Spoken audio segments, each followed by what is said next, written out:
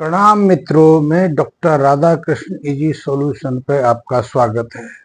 मित्रों, आज हम बात करेंगे कि वैवाहिक जैसे कार्य जो मांगलिक कार्य हैं, इनमें जो विघ्न बाधाएं आती हैं, रुकावटें आती हैं, लोगों के वैवाहिक कार्य संपन्न नहीं हो पाते, तो उसकी रुकावटों का कारण क्या है, उसका समाधान कैसे करें, या फिर हमारे व्यक्तिगत संबंधों में, पति पत्नी के संबंधों में जो कटुता का अभाव आ रहा है, जो एक दूसरे के प्रति विद्वेष का भाव आ रहा है, एक दूसरे से अलग होने की भावनाएं प्रबल हो रही हैं। आज इस संबंध में हम बात करेंगे और इस सबको कैसे इसका समाधान हम निकाल सकते हैं, इस संबंध में बात करेंगे। मित्रों, जैसा कि आप जानते हैं कि इस संसार में नर और मादा, स्त्री और पुरुष दो ध्रुव हैं। जब ये दो ध्रुव मिलते हैं तो सृजन का कार्य होता है। जैसे कि तंत्र में शक्ति के दो केंद्र माने गए हैं, दो पोल माने गए हैं। तंत्र में शिव और शक्ति का धारणा स्वीकार की गई है। जब शिव और शक्ति एकाकार होते हैं, एक दूसरे में समाहित होते हैं, तो सृष्टि में सृजन का कार्य होता है। ठीक इसी प्रकार इस संसार में स्त्री और पुरुष, नर और मादा जब एक होते हैं तो सृजन का कार्य होता है। ये एक नर और मादा को, स्त्री और पुरुष को एक करने का कार्य ही जो वैवाहिक जैसा मांगलिक कार्य संपन्न करता है। ये नैसर्गिक क्रिया है, हजारों हजारों सालों से समयबद्ध तरीके से संपन्न होती रही है। जैसे कि हमारे घर परिवार के पुत्र और पुत्रियां जवान होती हैं, वैवाहिक उम्र को प्राप्त करती हैं, तो सहजता से ये कार्य संपन्न होते रहते हैं। लेकिन अब ये नैसर्गिक क्रिया बहुत कष्टपूर्ण हो गई है, और इसीलिए अब देखने में आ रहा है, और हमारे आसपास, और आपने भी अनुभव किया होगा, हमारे आसपास, हमारे घर परिवारों में हमारी संतानें वयस्क हो जाती हैं। उनका सौंदर्य अद्भुत रहता है, शरीर सुदृढ़ रहता है, शिक्षा भी अच्छी रहती है, संस्कार भी काफी अच्छे रहते हैं, वो अच्छे पदों को प्राप्त भी कर लेते हैं, संपन्नता, भौतिकता की कोई समस्या नहीं होती है। और ये चीज भी सही से है कि आज के समय नौकरी प्राप्त कर लेना, उच्च शिक्षा को प्राप्त कर लेना, व्यवसाय को सफलता पूर्वक आगे ले जाना सहज है। आज कार, मकान, दुकान सहजता से प्राप्त की जा सकती है। लेकिन मेरे अनुभव कहते हैं, और आपने स्वयं अनुभव किया होगा, कि यदि घर में पुत्री है तो उसके लिए वर ढूंढना बहुत मुश्किल कार्य हो गया है। ठीक इसी प्रकार एक परिवार में पुत्र है तो उसके लिए उपयुक्त सुशील वधु को ढूंढना बहुत कार्य हो रहा है, बहुत कठिन कार्य होता जा रहा है। हमारे देश में हर साल 50 लाख के आसपास वैवाहिक कार्य होते हैं, लेकिन इन कार्यों को करने में कितना कष्ट उठाना पड़ता है हम सब जानते हैं। इतने वैवाहिक कार्य संपन्न होने के बावजूद भी हमारे चारों तरफ ऐसे युवक युवती आपको सहजता से मिल जाएंगे जिनकी उम्र 35 से ऊपर हो गई है, क्योंकि सरकार ने वैवाहिक जो उम्र है वो पुत्रियों के लिए 18 साल और पुत्रों के लिए 21 साल निर्धारित की है। और सरकार तो उसको भी रोकती है कि बहुत सारे लोग उस उम्र से पहले वैवाहिक कार्य संपन्न करना चाहते हैं, और इस उम्र में लगभग वैवाहिक कार्य सहजता से हो भी जाते हैं। लेकिन जो सरकारी निर्धारित आयु है, उस तक जाते जाते बहुत सारी बाधाएं आ जाती हैं। कई कारण हैं।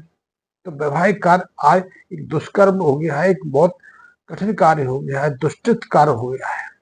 विवाह जिसे हमारे वैदिक संस्कृति में एक उत्तम संस्कार माना गया है, कि विवाह के बाद ही परिवार का वंश की बेल आगे बढ़ती है, एक नया शिशु जन्म लेता है जो उस परिवार का उत्तरदायित्व संभालता है। तो ये हम सब जानते हैं। लेकिन आज यही वैवाहिक कार्य, यही वैदिक संस्कार बहुत मुश्किल बनता चला गया है। हमारे वैदिक संस्कृति में 16 संस्कारों की मान्यता रही है। इसमें से कुछ संस्कार तो ऐसे हैं जो गर्भावस्था में संपूर्ण हो जाते हैं। गर्भाधान यानी गर्भ की तैयारी के समय जो स्त्री को उसके शरीर, स्त्री के प्रजनन अंगों के शुद्धिकरण के लिए, उसके शरीर के शुद्धिकरण के लिए, जो अंडाणु है और डिंब है उसको परिपुष्ट करने के लिए, ताकि निरोगी, सुदृढ़ और उच्च भाग्यशाली से जन्म ले, उसका भी संस्कार होता माना गया है। लेकिन विवाह संस्कार का अपना महत्व है। लेकिन आज कुछ कारणों से वैवाहिक कार्य दुविधा में फंसते जा रहे हैं। बहुत लोग इसको लेकर चिंतित हैं। मेरे पास भी ऐसे बहुत सारे लोगों के फोन आते हैं, परामर्श लेने आते हैं कि इसका समाधान क्या है। कुछ कारण बताए भी जाते हैं, जैसे कि लोग कुछ कुछ ज्योतिषियों से परामर्श करते हैं तो ज्योतिषी इसके लिए कारण बताते हैं कि ज्योतिष में जन्म कुंडली में ग्रह दोष है, तो उसके लिए उपाय भी बताए जाते हैं। ग्रहों को उच्च करने के लिए, उनके दोष को दूर करने के लिए कई तरह के उपाय भी सुझाए जाते हैं। कुछ लोग कर्म काज भी करते हैं, कुछ मन्नतें भी मांगते हैं, कुछ पूजा उपासना भी करते हैं। बहुत कुछ इसके लिए प्रयास किया जाता है, लेकिन फिर भी वो अपने प्रयासों में कामयाब नहीं हो पाते। इसी संबंध में बहुत सारे लोग महंगे रत्न धारण कराते हैं, उसका भी उपाय दिखाए जाते हैं। कुछ लोगों को सफलता मिलती है और कुछ लोगों को सफलता नहीं मिलती है। लेकिन मेरे देखे एक अनुभव है, यदि व्यक्ति की जो प्राण ऊर्जा है, प्राण शक्ति है, उसका प्रभाव निरंतर समान गति से बनता रहे, तो ना तो व्यक्ति के ऊपर व्याधियां हावी होती हैं, रोग आक्रमण करते हैं, व्यक्ति के विचार भी शुद्ध रहते हैं और व्यक्ति के जीवन के जो नैसर्गिक कार्य हैं, संस्कार हैं, वो भी सहजता संपन्न हो जाते हैं। लेकिन जब इस प्राण ऊर्जा में, इस जीवनी ऊर्जा में, इस प्राण शक्ति के प्रवाह में किसी तरह का अवरोध आता है, प्राण शक्ति जब दोषपूर्ण हो जाती है या प्रदूषित हो जाती है, इसके प्रवाह में किसी तरह की रुकावट आती है, तो बहुत सारी जो क्रिया हैं हमारी नहीं हो पाती है, रुकावटें खड़ी होती है। और इसी प्राण शक्ति के प्रवाह के अवरुद्ध होने से, दूषित होने से हमारे व्यक्तिगत संबंधों में कटुता का अभाव आता है। और इस प्राण शक्ति के प्रवाह को अवरुद्ध करने के भी साधारण नियम है।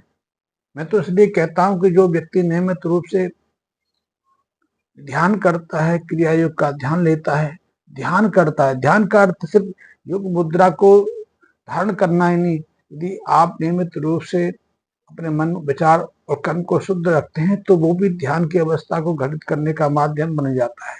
यदि आप किसी मंत्र का जाप करते हैं, किसी देवोपासना में तल्लीन रहते हैं, उस अवस्था में आपके मन में शुद्ध विचार, शुद्ध धारणा का प्रभाव बना रहता है, आप दूषित विचारों से बचे रहते हैं, तो भी आप ध्यान जैसी अवस्था का लाभ ले पाते हैं।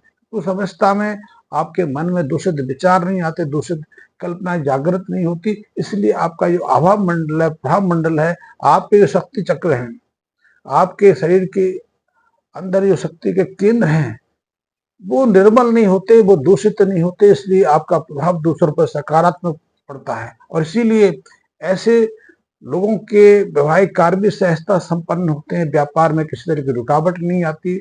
ऐसे दंपतियों को संतान प्राप्त करने में भी दुविधा नहीं आती, क्योंकि आजकल देखने में आया है बहुत सारे दंपति सामान्य शरीर लेके अस्वस्थ शरीर वाले हैं, लेकिन फिर भी उनको संतान की प्राप्ति नहीं हो पाती है। वो विविध उपक्रम करते हैं, विभिन्न तरीके के उपाय लेते हैं, फिर भी संतान की प्राप्ति नहीं कर पाते। और यदि संतान हो भी जाए तो उसका लाभ उन्हें पूरा नहीं मिल पाता, उसका पूरा साथ नहीं मिल पाता।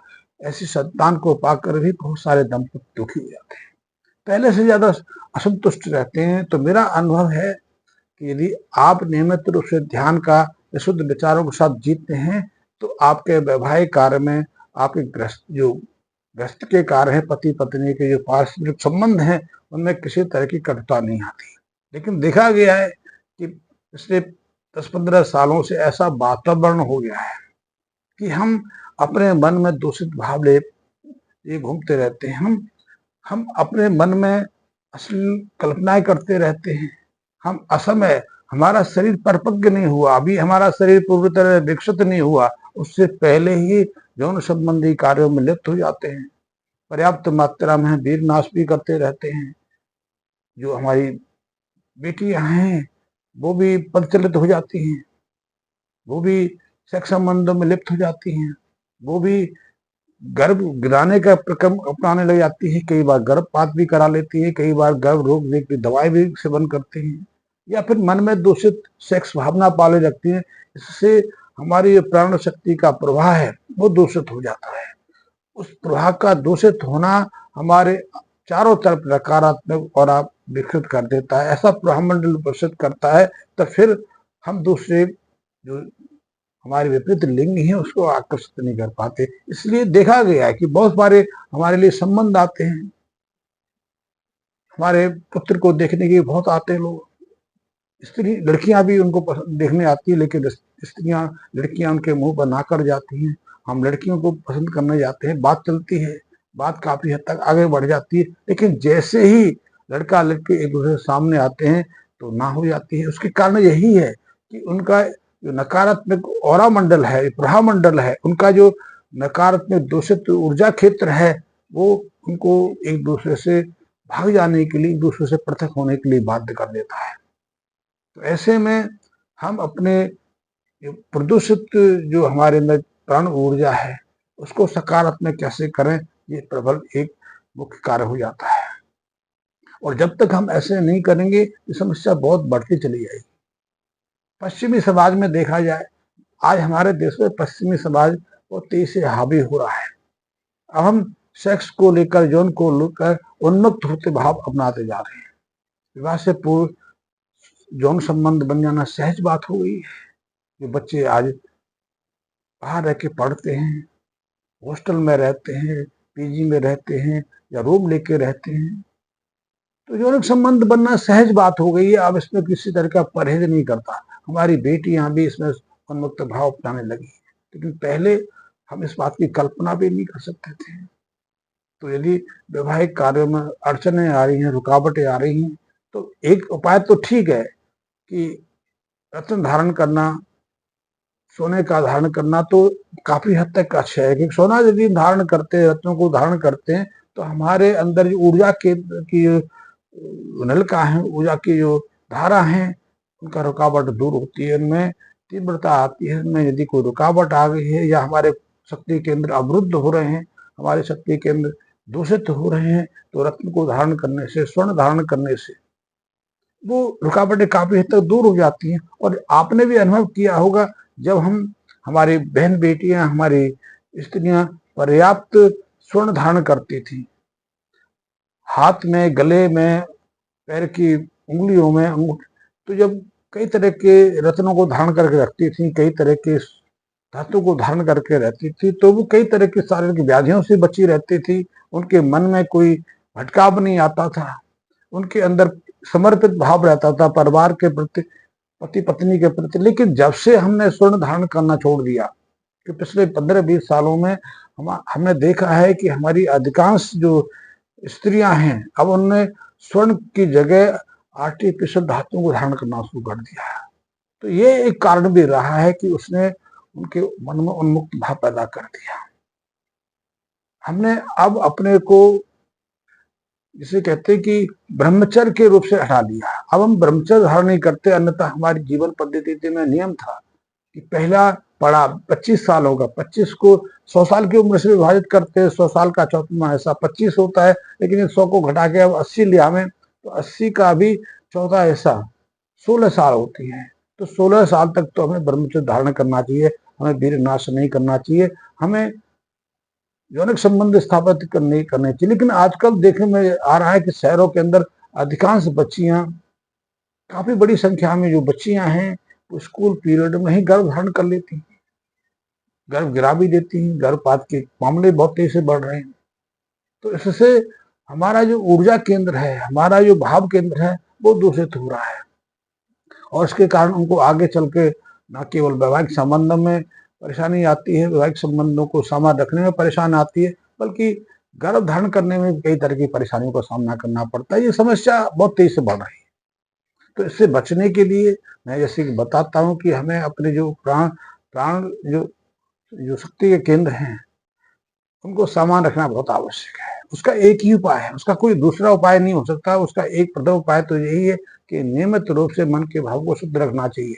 मन के शुद्ध भावों को शुद्ध रखने के लिए आप मंत्र का अभ्यास कर सकते हैं, आप कीर्तन का अभ्यास कर सकते हैं, तीर्थ स्थानों में जाके वहां समय व्यतीत कर सकते हैं। बहुत सहज इसका एक उपाय है, वो है क्रिया योग का अभ्यास। क्रिया योग ध्यान की प्रक्रिया है। इसके बारे में बहुत सारी चर्चाएं सुनी होंगी और इसका उल्लेख तो विविध ग्रंथों में होता रहा है, लेकिन मेरी क्रिया योग, मेरी एक विशिष्ट जो योग पद्धति रही है, जैसे मेरे गुरुदेव हैं सर्वानंद महाराज, योगी योगी सर्वानंद योगी, जो हिमालय में कहीं रहते हैं, क्योंकि आप भी उनके मिल सकते हैं, पर मैं उसको गुप्त रखता हूँ, क्योंकि जो सार्वजनिक करते हैं तो बहुत लोग पहुंचना शुरू हो जाते हैं, उनके साधन में कुछ परेशानी आती है, वैसे में चर्चा करता है। तो ऐसी ध्यान पद्धतियों से, ऐसी जीवन पद्धतियों से हम वैवाहिक कार्य में काफी हद तक जो रुकावट है उनको दूर कर सकते हैं। हम स्वर्ण धारण कर सकते हैं, रत्नों का धारण कर सकते हैं, हम दूसरी चीजों की भी मदद ले सकते हैं, पर मैं ज्योतिष के विषय में कुछ ज्यादा जानकारी नहीं देता। हाँ, एक ज्योतिष की प्रक्रिया है जो उत्तरी भारत में, खासकर पंजाब में, जम्मू कश्मीर, हिमाचल में और हरियाणा के कुछ भागों में भी काफी पॉपुलर रही है, काफी प्रचलित रही है। इसको लाल किताब कहते हैं, शुद्ध लाल किताब कहते हैं, वो ज्ञाता मिल जाए। तो लाल किताब में कोई दूसरे कर्मकांड का निर्वाह नहीं करना पड़ता, वहाँ छोटे मोटे उपाय रहते हैं। घर में बहुत सारी चीजें मिल जाती, उन्हीं को अपने शरीर के साथ रखना, परिवार के साथ में रखना, अपने घर के साथ में रखना, या सोते हो उसको शुद्ध करना, दिशा को शुद्ध रखना, जल जो हमारा जल का स्रोत है उसको शुद्ध रखना।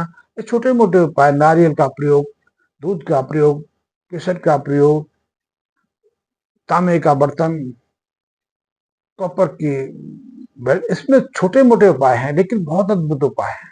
बादाम का उपयोग, गाय की सेवा, गाय को फल खिलाना, मंदिर जाना, मंदिर में फल का, नारियल का, बादाम का, ये सारे साधारण से उपाय करने से हमारी बहुत सारी समस्याएं दूर हो जाती हैं। और सबसे अच्छा सहज उपाय है, निःशुल्क उपाय है, वो है मन को शुद्ध रखने के लिए, अपनी प्राण ऊर्जा के प्रवाह को दोष रहित रखने के लिए, कि प्राण ऊर्जा के प्रवाह में, प्राण शक्ति के प्रवाह में कोई अवरोध आ गया है, इसको दूर करने के लिए नियमित रूप से ध्यान का अभ्यास करना।